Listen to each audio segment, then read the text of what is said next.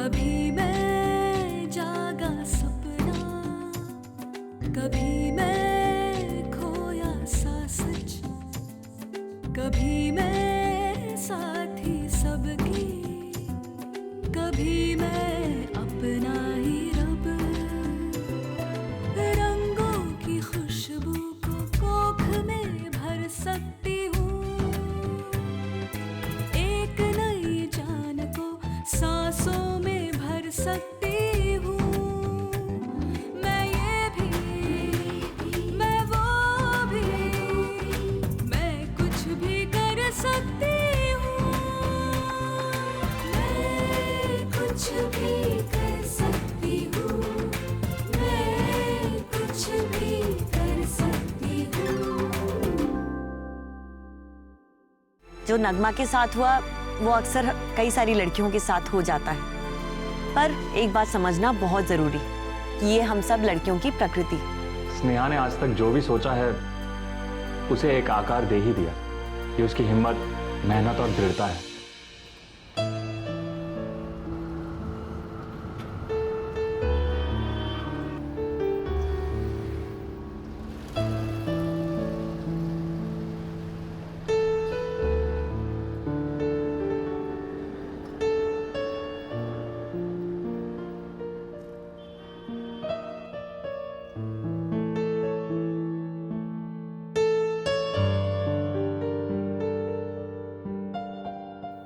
आशिमा,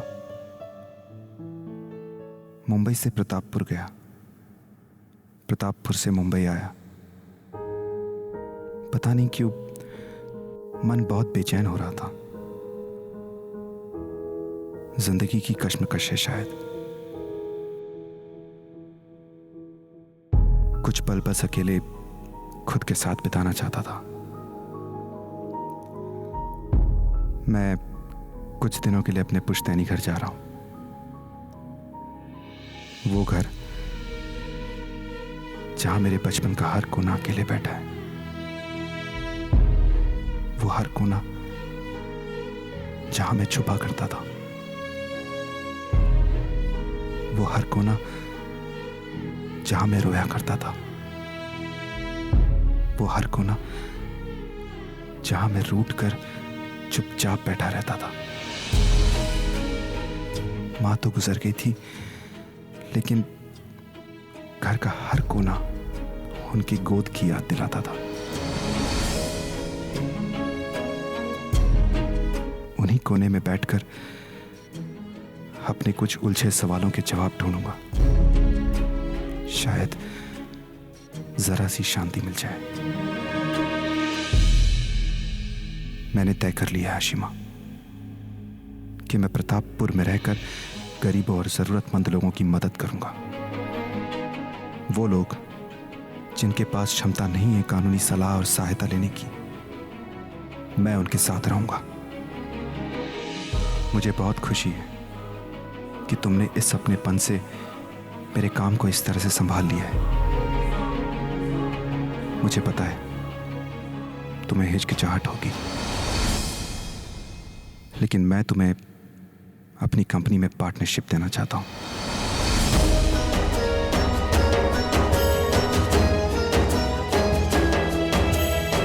निजी जिंदगी में हम एक दूसरे के साथी नहीं बन पाए, लेकिन इस सफर में तो बन ही सकते हैं ना।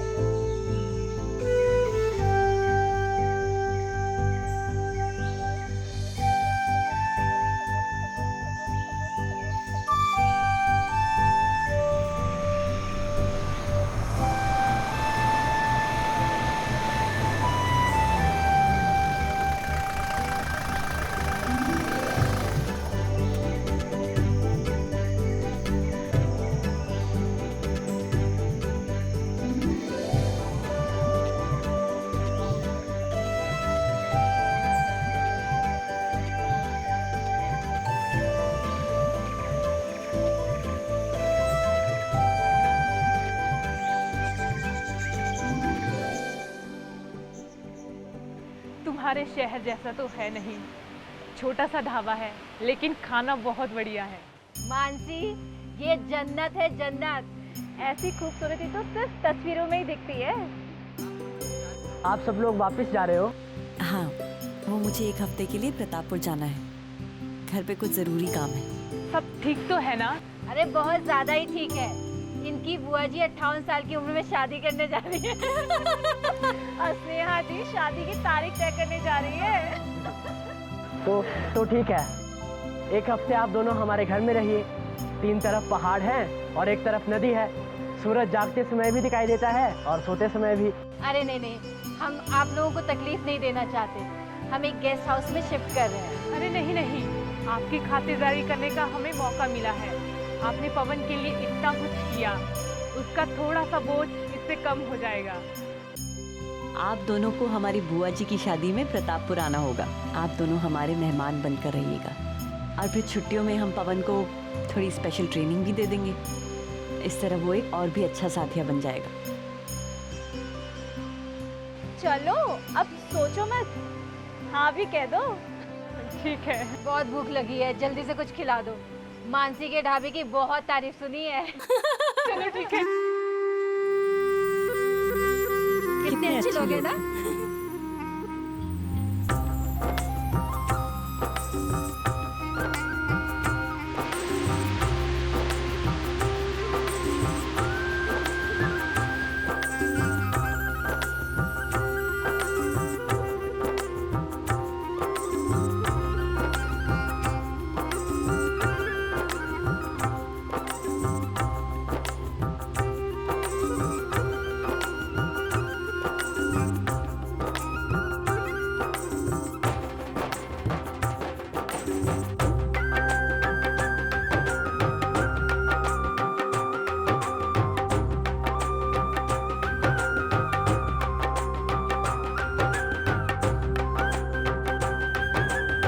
मानसी कमाल का खाना बनाती है। हाँ, कहते हैं जो भी उस इलाके से गुजरता है एक बार तो उस ढाबे का खाना जरूर खा के जाता है। पहली बार इतना सादा, स्वादिष्ट और पौष्टिक खाना खाकर ना मन और शरीर दोनों हल्का हो गया।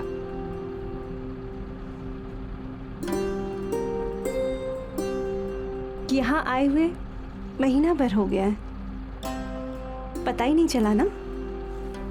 हाँ, मेरा भी इस जगह से, यहाँ के लोगों से बहुत मन लग गया है। पर अगर मैं बुआ जी के पास नहीं पहुंची ना तो बुआ जी पूरा कुंबा उठाकर यहीं आ जाएंगी। हो सकता है नीलिमा का मन भी ना प्रतापपुर जाने का हो रहा हो। नहीं, ऐसा तो नहीं है। मुन्ना की चिट्ठी आई है ना। हाँ, स्नेहा दीदी वो चिट्ठी। इसमें शर्माने की क्या बात है? अगर मुन्ना को कोई चिट्ठी भिजवाना चाहती हो तो डाकिए का काम मैं कर सकती हूँ।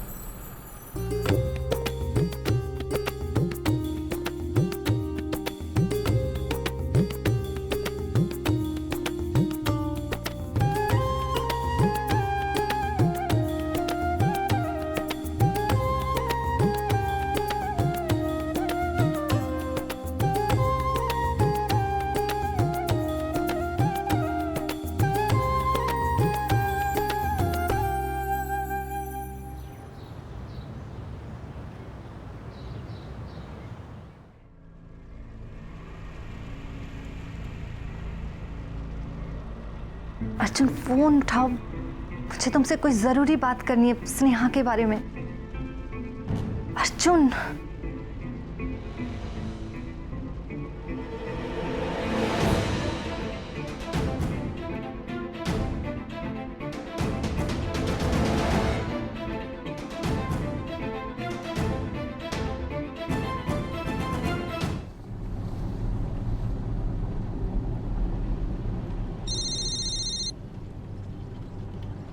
जी हाँ, क्या फ्लाइट कैंसिल हो गई? देखिए, मुझे वहाँ पहुँचना बहुत ज़रूरी है, बहुत ज़रूरी काम है मेरा वहाँ पर। अच्छा, कल की फ्लाइट कंफर्म है ना? ठीक है। नहीं, होटल की ज़रूरत नहीं है, थैंक यू। जी मैं समझ सकती हूँ। फ्लाइट कैंसिल हो गई? ये तो बहुत बढ़िया हुआ। तब तो आप हमारे साथ चलिए, मानसी के घर और मानसी के ढाबे का खाना। नहीं, एक रात की ही तो बात है, मैं बंगले में ही रुक जाती हूँ। वैसे भी मानसी का घर एयरपोर्ट से बहुत दूर है। मुझे लगता है कि इसमें कोई अच्छी बात होगी। हाँ, आपका इस तरह रुक जाना ना, इसमें भी कोई राज छिपा हुआ है।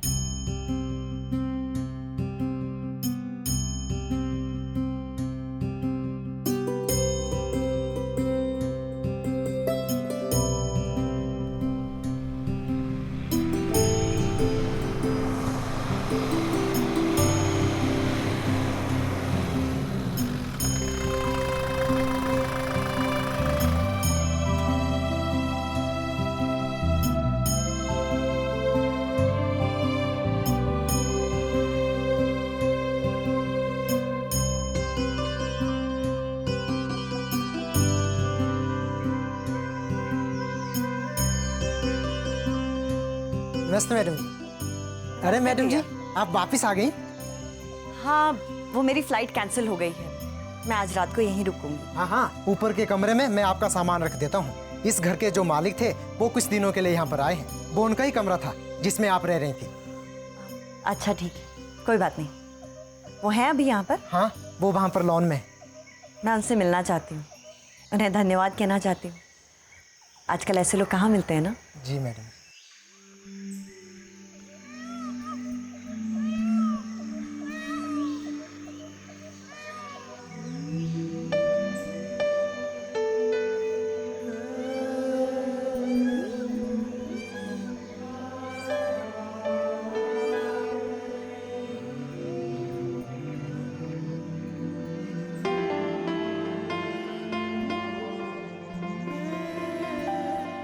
हेलो,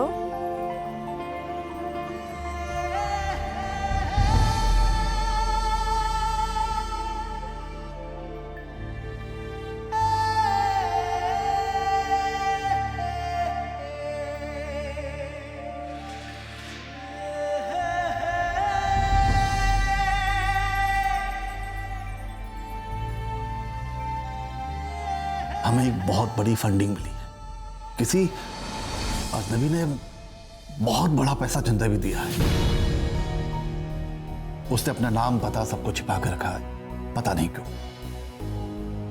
लेकिन मुझे लगता है शायद ये आदमी वही है जिसने हमें पहले भी चंदा दिया है, और खासकर तब जब तुम्हारा कोई प्रोजेक्ट हो या तुम्हारा कोई कार्यक्रम। डोनर ने हमें वहां एक अपना कर दिया है जिसे हमें अपना ट्रेनिंग सेंटर बनाना है, और अगले 5 साल का खर्चा भी।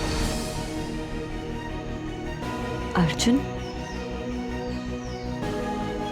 स्नेहा, एक संस्था है जिसके बारे में मैं आपसे इत्मीनान से बात करना चाहती हूँ। हमने उनकी बहुत फंडिंग की है और वो बहुत अच्छा काम कर रहे हैं। आप बहुत खुश होंगे। आप शायद उन्हें पहचानते भी हैं। तो ये तुम्हारा घर है और तुमने मुझे बताया तक नहीं। मुझ पे ये एहसान करके क्या हासिल करना चाहते थे अर्जुन? स्नेहा, लेकिन मुझे खुद कुछ नहीं पता इसके बारे में। तुम ये चाहते हो कि मैं ये मान लूं कि तुम बार बार मानवता में डोनेशंस देते रहे, ये कहकर कि किसी को भी देने वाले का नाम भी पता ना चले, और तुम्हें कुछ नहीं पता। स्नेहा, प्लीज मेरी बात सुनोगी? अगर मुझे बता देते कि पैसे तुम्हारे हैं तो उन्हें लेने या ना लेने का फैसला मेरा होता। स्नेहा, ट्रस्ट से पैसे किसको दिए जाते हैं, क्यों दिए जाते हैं, ये सारे फैसले आशिमा लेती है। मैंने खुद उसको ये जिम्मेदारी दी है। हो सकता है कि वो चाहती थी कि मैं तुम्हारे इस काम से जुड़ा रहूं और तुम्हारा काम आगे बढ़ता रहे। शायद मैं भी यही करता स्नेहा। तुम्हारा ये एहसान कैसे चुका पाऊंगी अर्जुन?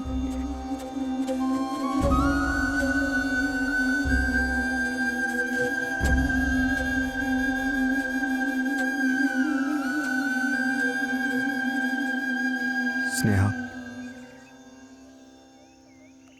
तुम मुझे अपना समझो या पराया, तुम्हारी मर्जी है। लेकिन अगर मेरी नीयत और मेरी ईमानदारी पर शक करोगी तो मुझे बहुत दुख होगा। मेरा वो मतलब नहीं था। स्नेहा, आशिमा तुम्हारी बहुत इज्जत करती है, तुमसे बहुत प्रेरित है वो। उसने ये हमारे संबंधों के आधार पे नहीं बल्कि तुम्हारी काबिलियत और तुम्हारी सामाजिक सोच के आधार पे किया है। अगर अनजाने में हमसे कोई गलती हुई है तो उसके लिए मैं माफी चाहता हूं।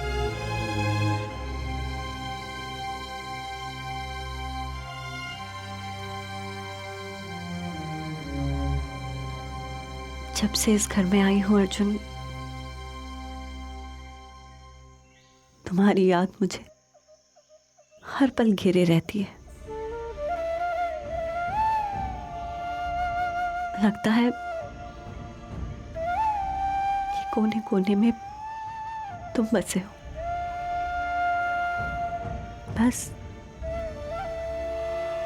मैं ही तुम्हें नहीं देख पा रही।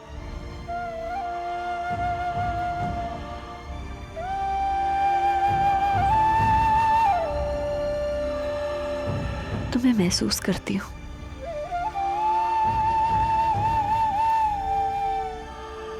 तुम्हारा एहसास होता है।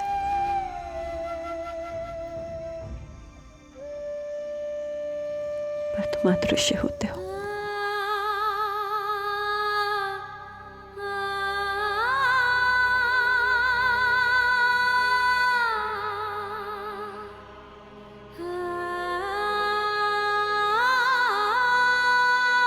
स्नेहा,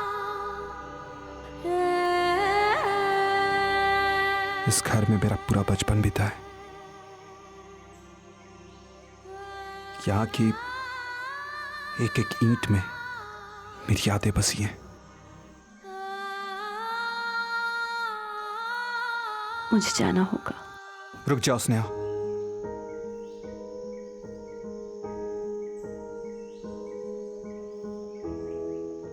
हमारा यूं मिलना हमसे कुछ कह रहा है। बहुत दूर रह लिए, लेकिन अब शायद साथ रहने का मौसम वापस लौटा है। मैं बहुत दूर निकल चुकी हूं अर्जुन। नहीं स्नेहा, इतनी भी दूर नहीं गई हो कि साथ ना चल सके। मैं अपना सब कुछ पीछे छोड़कर आया हूं। अपनी जिद, अपना अहम और अपनी खोखली जिंदगी, सब कुछ। स्नेहा, तुम जिस रास्ते पर मुझे ले चलोगी, मैं तुम्हारे साथ तुम्हारा हमसफर बन के चलूंगा।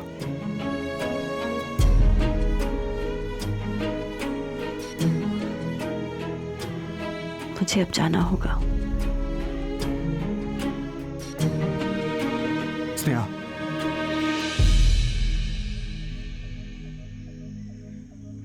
यहीं पालम गांव में एक पहाड़ी मंदिर है जहां हर अधूरी ख्वाहिश पूरी होती है। मैं कल सुबह तुम्हारा इंतजार करूंगा। वहां से आज तक कोई मायूस नहीं लौटा है। मैं तुम्हारा वहां इंतजार करूंगा, करता रहूंगा।